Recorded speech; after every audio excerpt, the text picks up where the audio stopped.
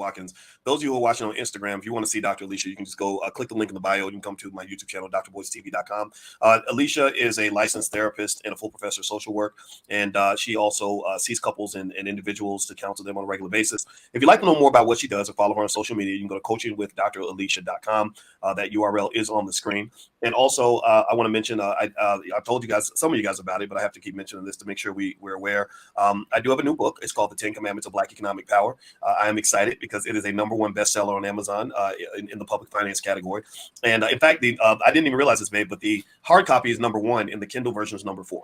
So both versions are in the top 5, and I'm super proud of that because we don't have, we're not a corporation, a big, some big conglomerate. We don't have, all this backing and sponsorship and mainstream anything. It's really coming from intelligent Black people who understand the purpose of our community. So I want to say thank you to everybody, and just so you know, I'm gonna thank you 10,000 times because I can't thank you enough for supporting these ideas. In the Black economic revolution, we are winning. We are the smartest people in the room, all of us.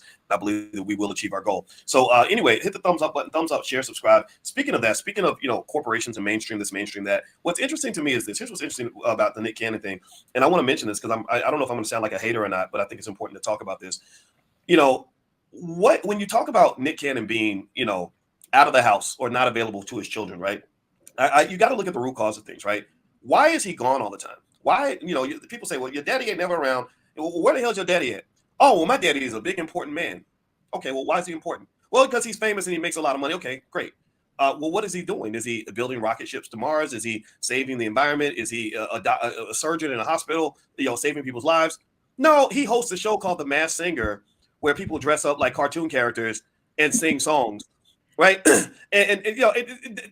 think that what that statement does, and again, it probably makes me sound like a weirdo and a hater, but I process that and I say, if you take away the money and the mainstream validation, there's nothing really important about that work. Like none of our lives, give me a guess if you get what I'm saying. Like none of our lives are going to be changed if The Masked Singer was taken off the air. We wouldn't give a damn, right? But it's interesting, it's entertaining, whatever, right? So I think that I think for those of y'all out there, all y'all important people, all y'all people with the degrees, letters behind your name or fancy jobs and to make a lot of money, I really challenge you to stop, what's the word? Stop taking yourself so seriously. Like stop, all of us. I'm talking about all of us, myself included, because I'm going through what Nick's going through.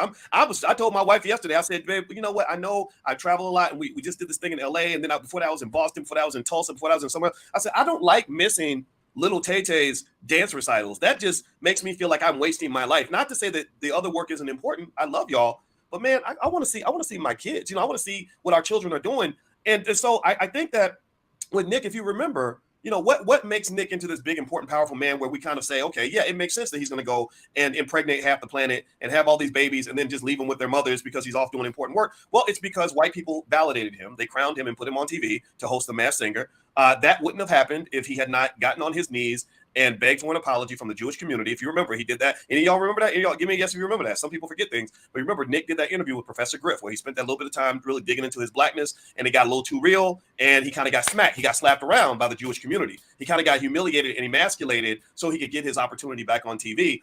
And I wonder if some of that emasculation is part of what's causing him to go out here and have all these kids, because he's like, I'm still a man. I'm a man. I'm a man.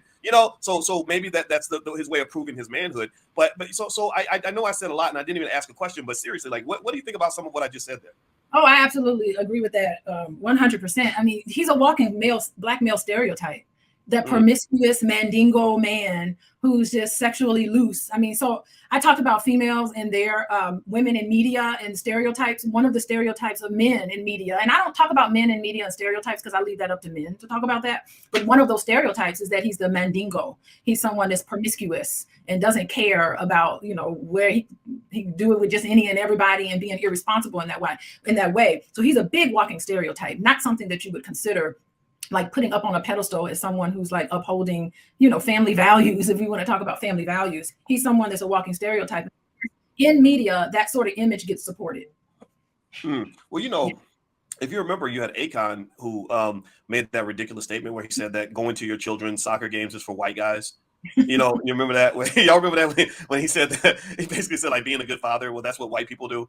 Like that reminds me like when people say that like making good grades, you're acting white. If you speak articulately, you're acting white. If you can count and do math, you're acting white. So if you're dumb as hell, then that makes you black. Like I think that's the craziest thing in the world. And